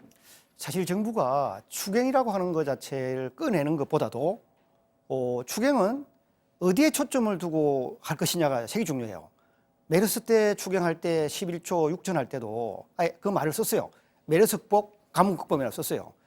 그런데 그때 11조 6천억 원을 했는데 네. 실제 집행한 건데 한 21%밖에 안 되거든요. 실제로. 그렇기 때문에 이번 상반기의 추경은 누구나 다 알아요. 코로나19를 극복하기 위한 거예요. 그러면 코로나19를 극복하기 위한 추경에 초점을 맞추는 게 저는 중요하다고 생각합니다. 그런데 지금 현재 정부가 3조 7천억의 예비비를 가지고 있어요. 그거를 우선 집행을 하고 그러고 나서 지금 현재 과거에 메르스 때를 생각해서 뭐 한 2조 1천억 정도 했다 그러면 그 배 정도 뭐 충격이 크다 그러니까. 네. 충격이 홍남기 부총리도 그건 분명히 인정했으니까 뭐 지금 정부는 11조가 넘는 15조 정도 생각하는 것 같은데 그 정도는 필요하면 하반기에서 되거든요. 지금 현재는 추경을 하더라도 코로나19를 조기에 극복한다고 설정을 하고 그걸 설정하기 위한 TF를 어떻게 할 것인가를 설정해야 돼요. 지금도 보면은 참 제가 신뢰를 할 수가 없는 게 저것도 이제 문외한 경제학자도 추경을 하기 위해서 정부가 시스템을 만들어야 되거든요. 그러면 제 시스템 제일 중요한 게 뭐겠습니까? 일단은 방역이 필요하고 진단이 필요하고 백신 개발이 필요해요. 자, 그럼 이 세 개의 세트가 같이 움직입니까? 사실은 한국은 국제 백신 연구소가 서울대학에 있어요. 얼마나 좋습니까? 지금 한번 보시면 백신 관련된 부분은 아무것도 지금 현재 전개가 안 되고 있단 말이죠. 그런 식의 시스템을 가지고서 추경을 하면 국회에서 그거를 로할 사람이 누가 있겠어요? 이거는 원포인트 리리프로 추경한다. 우리 빨리 극복하자. 그게 저는 제일 중요하고 그다음에 경제 회복 관련된 거는 올해가 많은 사람이 아다시피 우리나라 역사상 처음으로 500조가 넘는 수표예산입니다. 513조 5천억 원이라는 돈을 가지고 있어요. 그 돈을 가지고 지금 이제 어차피 2월달, 3월달은 경제 예산을 잘 못 쓰거든요. 활동이 안 되니까.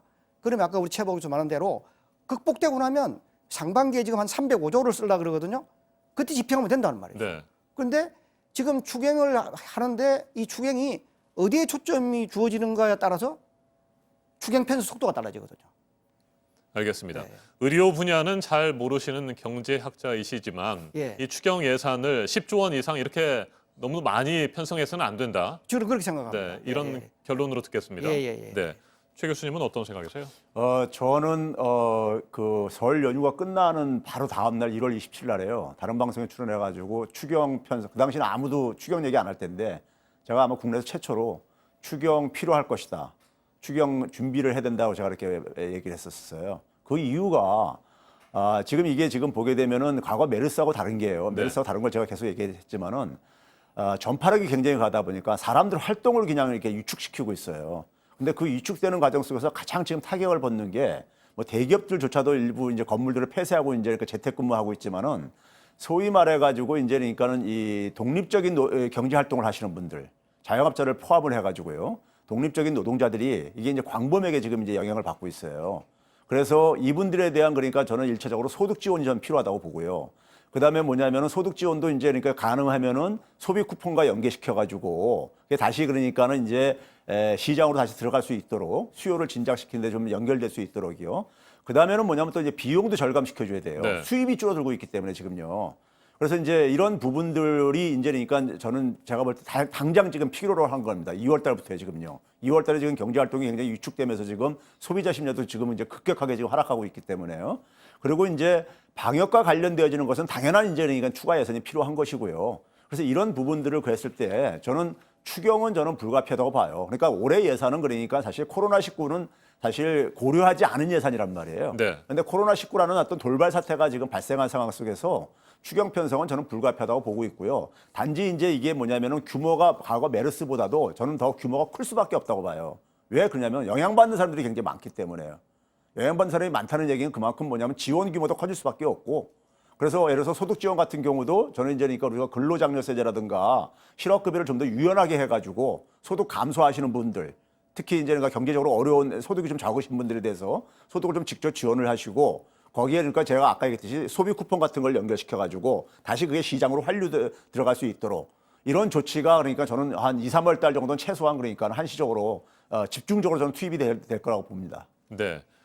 이종욱 교수님, 예. 앞서 뭐 10조 원 이상의 추경 편성을 하시는 부분에 대해서는 명확하게 반대 의견을 밝히셨는데 10조 원 이상 좀 풍부하게 추경 예산을 편성했을 경우에는 뭐 경제계에 미치는 뭐 부작용이 또 있습니까? 그래서 그런 부분을 우려하시는 겁니까? 그게 우리가 올해 국채 발행이 60조입니다. 네. 우리 역사상 처음이죠. 지난해 30조 정도 국채 발행을 했는데 사실 우리나라 많은 분들은 예산 지출만 보고 있잖아요. 513조 5천억. 근데 나라 살림이라고 하는 기재부의 자료를 보면 지금 확보돼 가지고 있는 예산은 481조 8천억밖에 안 돼요. 그럼 그 나머지를 어떻게 해야 되느냐? 국가재정기본법에 한국은행에서 차입할 수 있는 돈이 30조가 있어요. 그걸 보태면 그리 되거든요.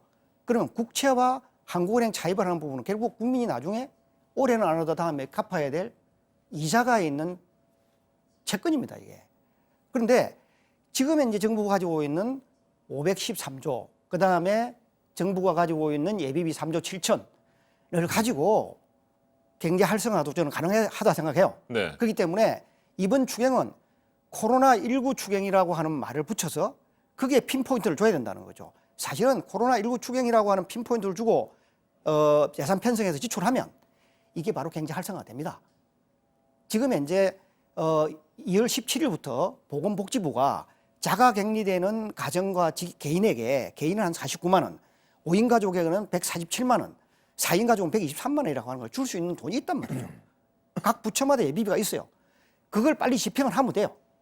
그렇기 때문에 저 추경 자체라는 게 결국은 2월 달, 3월 달 한국 경제가 받는 충격에 대한 경제 활성화 대책이에요. 네. 그런데 또 따로 경제 활성화 대책을 크게 할 필요가 없다는 거죠. 알겠습니다. 최 교수님 반론하시겠습니까? 예, 지금 우리가 이 본 예산은요. 본 예산은 기본적으로 아까 얘기했듯이 코로나19가 지금 고려하지 않은 예산이에요. 다 용도가 있는 예산들인 거죠. 예비비를 빼놓고는요. 그다음에 이제 뭐냐면은 저는 추경을 그러니까 우리가 처음에 편성했다가 부족해가지고 추가로 또 편성할 수는 없는 거잖아요. 네. 그러니까 좀 넉넉하게 편성했다가 남으면 다시 그러니까 이 국채 상한에 쓰면 되는 거예요. 그리고 지금 우리나라 재정이 굉장히 건전한 편이기 때문에 그렇게 지금 국가 부채에 대해서 걱정할 정도는 아닌 것이고요. 지금 뭐냐면은 제가 아까 얘기했듯이 지금 우리가 아직 고비의 절정이 지금 안 지나고 있잖아요. 그럼 여기에 이제 그러니까 우리가 감염이 아직도 우리가 굉장히 그러니까 확산될 가능성을 우리가 이제 열어놔야 되는 것이고, 그러면 그 피해로 인해 가지고 영향받는 사람들, 소위 말해서 소득에 그러니까 위축이 되시는 분들이 상당히 광범위하게 발생할 수 있다는 얘기예요. 거기에 대한 예산은 없는 거예요. 그러니까 그런 예산들이요. 그리고 이제 더 나아가서는 이것이 아까 이제 이 교수님이 얘기했듯이 한 2, 3개월 정도 더 지연될 거라고 생각한다면은 거기까지 그러니까 예산을 확보가 돼야 되는 것이죠. 그러니까요. 그런 점에서 이제 방역에 대한 그러니까 이제 예산을 그러니까 우리가 확보하는 거하고 그다음에 이제 뭐냐면은 이제 경기 인재니까는 이 보강뿐만 아니라 네. 더 직접적으로는 그러니까 피해자들에 대한 그러니까 지원까지 생각을 하게 되면은 과거 메르스 때보다 경제 활동을 더 많이 위축시킨다면은 사실 상식적으로 생각할 때 경제적인 피해도 그러니까 더 많이 발생할 수밖에 없다는 거예요. 그런 점에서 그러니까 추경 규모를 메르스 때 그러니까 11조 6천억 원, 재정 보강까지 하면 22조로 했었는데 그걸 생각하게 되면 그러니까 대충 그러니까 이번에 추경 규모가 지금 그러니까 우리가 어느 정도 필요한가는 되게 셈이 나오죠. 알겠습니다. 한 가지 문제만 짧게 더 살펴보고 오늘 마장 토론을 마무리하도록 하겠습니다. 한국은행 금융통화위원회가 오늘 오전에 기준금리 인하 여부를 결정합니다. 현재 코로나19 사태로 인해서 경제적 충격이 굉장히 큰데 기준금리는 어떻게 조정하는 것이 좋은지, 뭐 낮추는 게 좋은지 아니면 현 상태를 유지하는 것이 좋은지 두 분께서 어떻게 생각하시는지 듣도록 하겠습니다. 최 교수님. 예, 저는 하는이 좀 낮출 것 같은데요. 저는 별로 효과는 없다고 봐요. 그러니까 우리가 지금 뭐냐면 어려운 사람들이 되게 이용하는 게 은행 문턱은 굉장히 높아요. 네. 그래서 기본적으로 한국은행에 이제 우리가 금융중개 지원 대출 제도라는 게 있습니다. 이걸 그러니까 활용을 해가지고 지금 자영업자라든가 그러니까는 소기업들에 대해서 금융 대출금 있잖아요. 대출금에 대한 이자를 그러니까는 절감시켜주는, 그러니까 기존의 대출금을 좀 대환시켜주는 거죠. 금리를 낮춰가지고요. 그래가지고 지금 수입이 줄어들고 있기 때문에 비용을 낮춰주는 방식으로 오히려 그러니까 피해가 집중되어지는, 그리고 취약한 분야에 대해서 직접적으로 우리가 이 핀셋적인 처방을 하는 것이 금융 완화적인 처방이 효과가 있고요. 그냥 기준금리만 인하했을 경우에는 기준금리라는 게 은행의 조달금리예요. 조달 비용입니다. 근데 이제 은행이 조달 비용 낮춘다고 했을 때 오히려 그러니까 부동산 시장 이런 문제도 있고 그러기 때문에, 그리고 취약계층들한테 은행이 그러니까 문턱이 좁은 걸 고려하게 되면은 저는 별로 효과는 없을 거라고 봅니다. 네. 이 교수님께서는 기준금리를 어떻게 해야 된다고 보세요? 지금 뭐 정부가 저걸 통계를 하든 한국은행이 뭐 0.25% 나누든 단기적인 효과는 별로 없어요. 단기적으로 지금 이제 제일 우리가 이슈가 되는 건 아까 우리 사회자도 말했지만은 소상공인과 이건 이제 협력업체 사람들이 자금 조달을 못 하는 거잖아요. 그럼 이 사람들이 자금 조달을 할 때는 금리가 문제가 아니거든요. 이 사람들이 돈을 구하는 겁니다. 돈을 구하려고 그러면 내 지금에 이제 장사가 안 되니까 신용이 떨어져 있고 이건 안 돌아가잖아요. 이런 사람들이 돈을 빌리게 하는 방법 자체가 소위 정부가 보증을 서주는 부분, 보증 시스템이거든요. 오케이, 정부가 지금 이제 소상공인 같은 경우는 지역신용 보증해서 통상적인 것 같으면 85% 보증을 하는데 100% 보증해 주는 거예요. 정부가 100% 보증해 주니까 금융기관 입장에서 돈을 빌려줘도 떼일 염려가 없잖아요. 그러니까 실제 코로나19로 인해서 피해를 받는 사람들이 돈을 빌릴 때 실질적으로 도움이 되는 금융정책을 취해야지, 너무나 우리나라 언론과 정책당국이 기준금리라고 하는 저거 사실 보통 상인들이 영향받으려고 하는 데는 3, 4개월 이상 그래요, 저거. 그래서 정부가 오히려 재정을 통해서 이 보정 관련된 거를 활성화시켜 주는 것이 훨씬 더 효과가 있다 생각합니다. 알겠습니다. 그 운영자금 지원 정부 대책에 이미 포함되어 있어요. 그리고 이제 그런 걸 위해서 사실은 그러니까 추경이 필요한 거예요. 알겠습니다. 한국은행이 오늘 기준금리를 어떻게 결정할지 오전에 결과가 나오니까요. 지켜보도록 하겠습니다. 오늘은 코로나19가 우리 경제에 미치는 영향, 그리고 추경 예산 편성 등을 어떻게 하는 것이 좋을지에 대해서 맞짱 토론 진행해봤습니다. 이종욱 서울여대 경제학과 명예교수, 최백은 건국대 경제학과 교수와 함께했습니다. 두 분 토론 잘 들었습니다. 감사합니다. 네, 수고하셨습니다. 감사합니다. 네, 이번에는 대구시청을 다시 연결해서 대구 경북 지역의 코로나19 상황 좀 더 살펴보겠습니다. 연결합니다. 김지성 기자. 네, 처음 연결해서 소식을 전한 뒤에 1시간 정도가 지났습니다. 그동안 새롭게 확진 판정을 받은 사람이 혹시 있습니까? 네, 방금 전 경북 영양군에서 확진자가 1명 더 나왔다는 소식이 전해졌습니다. 신천지 교인으로 알려졌는데 자세한 내용은 확인 중입니다. 현재까지 공식 발표된 확진자 수는 대구 710명, 경북 317명입니다. 대구와 경북을 합치면 전체 확진자의 80%가 넘습니다. 대구에서는 시내버스 기사가 확진 판정을 받기도 했습니다. 한 구청 공무원은 자가격리 판정을 받고도 바깥을 돌아다녀 논란이 됐습니다. 어제 대구에선 사망자도 발생했습니다. 신천지 교인인 73살 남성입니다. 평소 당뇨와 고혈압을 앓았다고 합니다. 국내에서 총 12명이 사망했는데 이 가운데 11명이 대구 경북 지역입니다. 네, 면역력이 약한 노인과 장애인들이 모여 사는 복지시설. 집단 감염의 가능성이 더 큰 상태 아니겠습니까? 우려가 큽니다. 네, 경북에서 확진자가 나온 복지생활시설은 총 3곳입니다. 어제 청도의 한 노인 요양시설에서 확진자가 나왔습니다. 이곳에서 요양보호사로 일하고 있는 여성입니다. 여성은 지난 16일 31번 확진자가 다녀간 신천지 교회 예배에 참석한 것으로 전해졌습니다. 앞서 경북 예천과 칠곡의 복지시설에서도 확진자가 나왔는데 이 직원이나 입소자가 신천지 교인과 접촉해 감염이 시작된 것으로 보고 있습니다. 특히 시설을 드나드는 직원이 신천지 교인과 관련이 있다면 시설 내 집단 감염의 우려가 큽니다. 그래서 경북도청은 일단 신천지 교인들을 복지시설 업무에서 배제할 방침입니다. 자, 이 같은 상황에서 대구와 경북 지역을 다녀간 우리 국민의 입국을 막는 나라들도 늘어나고 있습니다. 네, 베트남 정부는 대구, 경북에 살거나 최근 2주간 방문한 이력이 있는 사람들의 입국을 오늘부터 금지하기로 했습니다.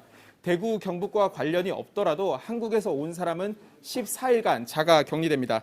싱가포르와 일본도 대구, 경북에 체류한 사람의 입국을 막았습니다. 한국으로부터의 입국을 금지하거나 제한한 나라는 총 30곳입니다. 지금까지 대구시청에서 JTBC 김지성입니다. 질병관리본부보다 한 발 앞서 조사한 자치단체 자체조사 결과에 따르면 부산과 울산, 경남 지역의 확진자는 이제 100명을 넘어섰습니다. 어제 충청 지역에서도 첫 번째 코호트 격리 조치가 내려진 병원이 나왔습니다. 부산 의료원을 다시 연결합니다. 윤두열 기자, 부산과 울산, 경남 지역의 확진자 수 다시 한번 정리를 해볼까요? 네, 질병관리본부 기준 확진자 수는 오전 10시가 돼야지 발표가 나기 때문에 어제 오후 4시 기준으로는 부산, 울산, 경남의 확진자 수가 95명이었습니다. 그런데 지자체 자체 조사에서 부산시가 57명, 경남이 39명, 울산이 5명으로 모두 101명이라고 제가 전해드렸는데요. 그 사이에 울산에서 확진자가 2명이 더 늘었습니다. 어젯밤에 울산 5번째 확진자 할머니가 확진 판정을 받았고 오늘 새벽에 경북 확진자의 언니가 추가로 확진 판정을 받아서 7번째 확진자가 됐습니다. 이 7번째 확진자는 요양병원에서 일하는 것으로 알려져 우려가 큽니다.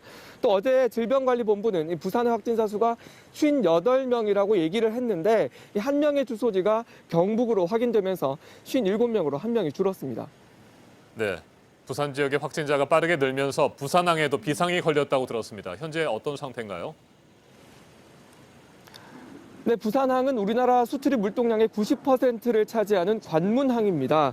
어제 부산항만공사가 직원 20%를 이 본사 건물이 아니라 또 다른 건물에서 옮겨서 일을 하기 시작했습니다. 행여 본사 직원이 코로나19의 확진 판정을 받더라도 필수 인력이 남아서 일을 할 수 있도록 조치를 한 겁니다. 또 점심시간에도 시간대를 정해서 직원을 소그룹으로 나눠서 밥을 먹고 있습니다. 근무도 따로, 밥도 따로 먹으면서 만약의 사태에 대비를 하는 겁니다. 네, 어제 대전의 재활전문병원 간호사도 확진 판정을 받았죠. 결국 이 병원도 코호트 격리에 들어갔죠. 네, 간호사 40대 간호사 한 명이 확진 판정을 받았습니다. 이 간호사는 1차 가래 검사에서는 양성이, 2차 검사에서는 음성이 나왔습니다. 현재 3차 검사를 맡겨놨습니다. 병원을 봉쇄하면서 환자 23명과 의료진 16명 등 39명이 격리됐습니다. 다행히 중증 환자는 없는데요. 일단 환자 39명 모두 코로나19 검사를 해서 음성으로 나온다면 다른 병원으로 옮길 계획입니다. 지금까지 부산의료원에서 JTBC 윤두열입니다. 네, 끝으로 날씨입니다. 전국이 대체로 맑겠지만 강원 영동과 경북 동해안에는 오전 한때 비가 오는 곳이 있겠습니다. 낮 최고 기온은 서울과 대구 10도, 대전과 전주 11도 등으로 어제보다 조금 낮겠습니다. 미세먼지의 농도는 전국이 좋음이나 보통 수준을 보이겠습니다. 한편 내일은 전국이 대체로 흐린 가운데 아침에 전라도를 시작으로 낮에는 전국에 비가 내리겠습니다.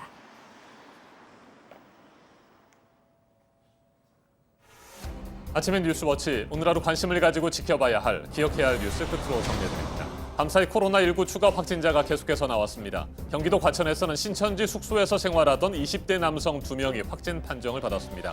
서울에서는 명성교회에 이어 강남의 대형 교회인 소망교회에서도 확진자가 나왔습니다. 경기도 안양에 살고 있는 소망교회 등록 교인으로 대구 출장을 다녀온 회사 동료와 만난 것으로 파악됐습니다. 제주도에서는 신천지 교인 35명이 기침과 발열 등의 증세를 보이고 있는 것으로 조사됐습니다. 정부가 신천지에서 받은 신도 21만 2천여 명의 명단이 어제 각 지방자치단체에 전달됐습니다. 2주 정도에 걸쳐서 여기에 있는 신도 모두에게 전화를 해서 코로나19 증상이 있는지를 물어보는 방식으로 조사가 진행됩니다. 미국에서도 코로나19 확산에 대한 불안감이 커지는 가운데 델타 항공은 이번 주말부터 한국행 비행기 운항을 한시적으로 중단하거나 줄이기로 했습니다. 뉴욕 증시는 폭락 창세의 충격에서 벗어나지 못했습니다. 트럼프 대통령은 잠시 후 우리 시간으로 오전 8시 반쯤 백악관에서 코로나19 관련 기자회견을 할 예정입니다. 더불어민주당이 4.15 총선에 나갈 후보를 결정하는 1차 경선 결과를 발표했습니다. 이번에 발표한 지역 29곳 중에 6곳에서 원외 인사가 현역 의원을 제치는 이변이 일어났습니다. 특히 중진 의원 여러 명이 공천을 받지 못했습니다. 오늘 전해드릴 소식은 여기까지입니다. 이상으로 JTBC 뉴스 아침엔 목요일 순서 모두 마치겠습니다. 여러분의 건강한 하루를 응원합니다. 고맙습니다.